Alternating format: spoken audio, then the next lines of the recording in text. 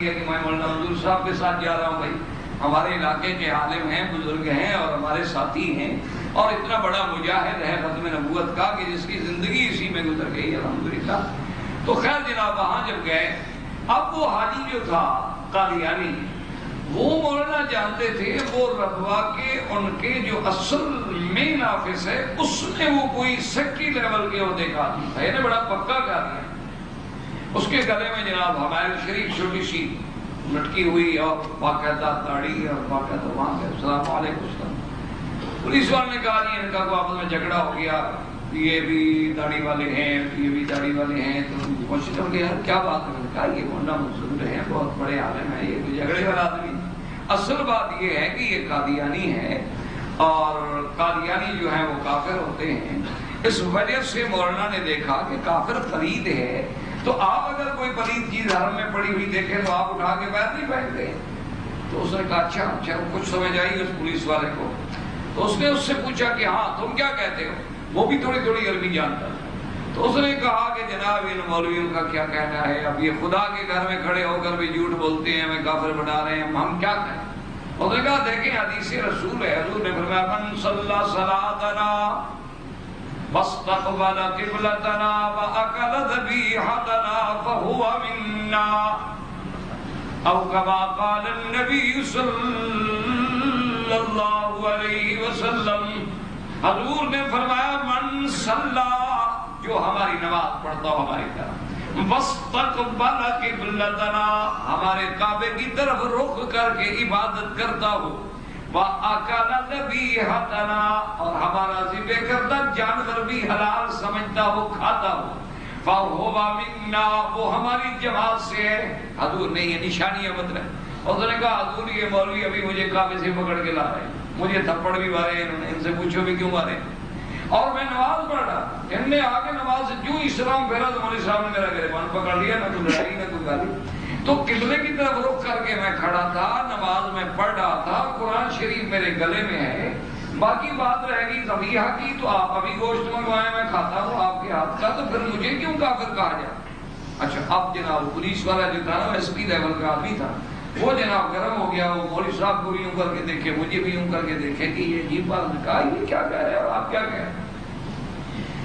مولانا منظور صاحب نے کہا ایس پی صاحب گزارش یہ ہے کہ جہاں کوئی چور ہونا تو سراغی بھی اسی علاقوں میں ہوتے ہیں، جو چور ہوتے ہیں تو ان کا پاؤں دیکھنے والے وہ بھی وہی ہوتے ہیں۔ آپ کے ہاں تو نہ یہ چور ہے نہ آپ کو ان کے پاؤں دیکھنے کا پتہ۔ آپ لمبی چوڑی اس سے تقریر نہ پوچھیں، اس سے ایک سوال پوچھیں کہ مرزا غلام احمد قادیانی کے بارے میں تم کیا کہتے ہو، بس۔ میں نے کہا اچھا یہ کیا ہوتا ہے مرزا غلام احمد کا؟ اس کو کہا پتہ بیچارے کو اس مثال، انہوں نے کہا بس آپ یہ پوچھیں، بس اسی میں ہمارا مسئلہ آپ کے سامنے حل ہے۔ انہوں نے کہا اچھا ماذا اقول فی حق مرزا غلام احمد قادیانی، مترجم سے کہا کہ ترجمہ کرو۔ نے کہا نہیں میں سمجھتا۔ انہوں نے کہا مرزا غلام احمد قادیانی کے بارے میں تمہارا کیا عقیدہ ہے؟ اس نے کہا جی وہ تو نبی تھا۔ ایس پی صاحب نے کہا کہ مولوی صاحبان اب آپ جائیں، اب یہ نبی جانے، اس کا صحابی جانے اور ہماری حکومت جانے، ان کو ٹھیک کرنے کا ہمیں اس نے جناب سب سے پہلے تو اٹھا نہ رکھی نہ دو تین تھپڑ اور کہا قرآن اس کے گلے سے نکالو، کافر کا کیا حق ہے قرآن گلے میں لٹکائے؟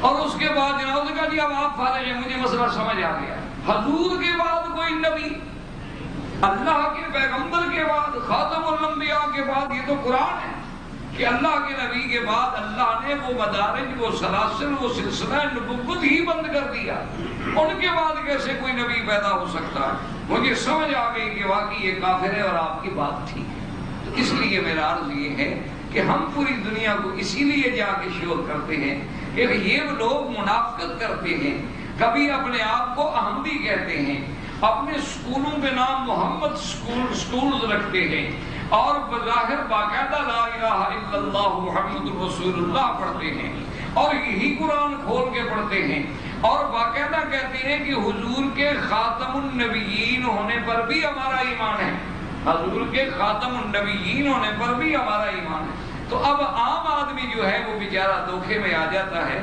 اس لیے علماء ہر ملک میں، ہر گلی میں، ہر شہر میں جا کر کہ بھئی یہ جو ہیں اسلام کے سب سے بڑے دشمن ہیں، آپ ان کی دشمنی سے ہوشیار رہیں۔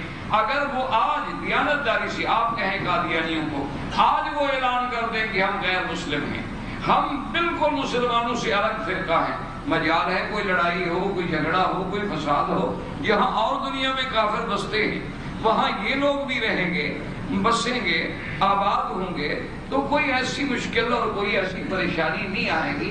تو اس وجہ سے اللہ تبارک و تعالی رحمت فرمائے اور اللہ ان علماء حقہ کو توفیق دے کہ یہ زیادہ سے زیادہ خدمت کر سکیں تاکہ آپ لوگوں کا ایمان جو ہے وہ محفوظ رہ سکے، آپ کسی دھوکے باز کے دھوکے میں نہ آئیں۔ اب دیکھیں نا جی، یہ اپنی بیویوں کو امہات المومنین لکھیں، یہ اپنے قبرستانوں کو بہشتی مقبرہ کہیں۔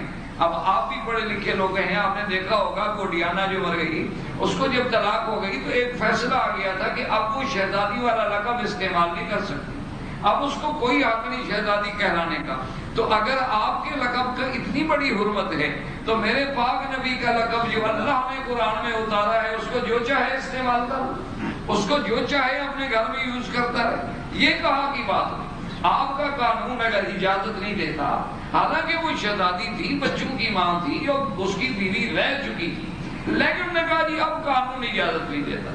بھئی آپ کا قانون اگر اجازت نہیں دیتا، آپ کا کوئی پروٹوکول ہے، آپ کے کوئی ضابطے ہیں، آپ کا ہر آدمی گورنر نہیں کہلا سکتا، صدر نہیں کہلا سکتا، پرائم منسٹر نہیں کہلا سکتا، منسٹر نہیں کہلا سکتا، کمشنر نہیں کہلا سکتا، تو میرے مدنی کے علاوہ کسی کی بیویاں کیسے امہات المومنین بن سکتی؟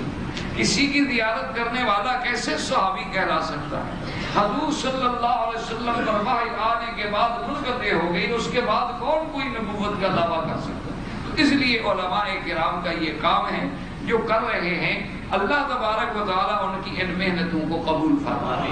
تو انشاءاللہ تبارک و تعالیٰ زندگی رہی تو اللہ توفیق بھی دے، دعا یہ کرنا، کیونکہ ساری بات تو اللہ کے ہاں۔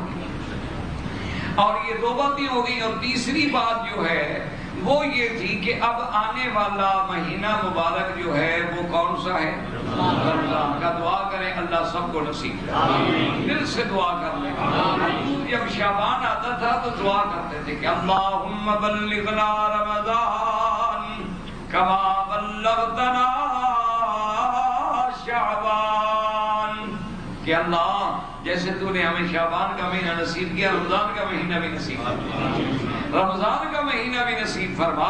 اور ساتھ یہ دعا کریں کہ رمضان المبارک کا مہینہ اپنی تمام برکات و ثمرات کے ساتھ نصیب ہو، اور اللہ قیامت میں اس کو ہمارے لیے شہید بنائے، شفیع بنائے، ہمارے خلاف گواہ نہ بنائے۔ تو یہ اتنا بڑا رحمت کا مہینہ آ رہا ہے کہ ہر مسلمان اپنے گھروں میں اپنے بچوں کو، اپنے اہل کو، اپنے عیال کو اس کے استقبال کے لیے تیار کریں۔ اچھا، خدا کی شان ہے میرے بھائیوں، اپنا اللہ تبارک و تعالیٰ آپ کو اور زیادہ سے زیادہ اسلام کا شوق دے۔ آپ دیکھیں، آپ حیران ہوں گے کہ اللہ نے مہینوں میں بھی 4 مہینے چن لیے۔ قرآن کہتے ہیں اربعۃ منھا حرم، اور اسی طرح علماء نے لکھا کہ شعبان میرے مدنی کا مہینہ ہے اور رمضان میرے اللہ کا مہینہ ہے۔ اسی طرح دیکھیں ذی الحج محرم ہے۔ یہ اتنے بڑے مہینے ہیں کہ اللہ تبارک و تعالیٰ نے 4 کو چن کے پھر 1 کو ترجیح دی۔ اس نظام پہ ذرا توجہ کریں، غور کریں۔ اللہ نے فرشتوں میں سے بھی 4 فرشتوں کو چن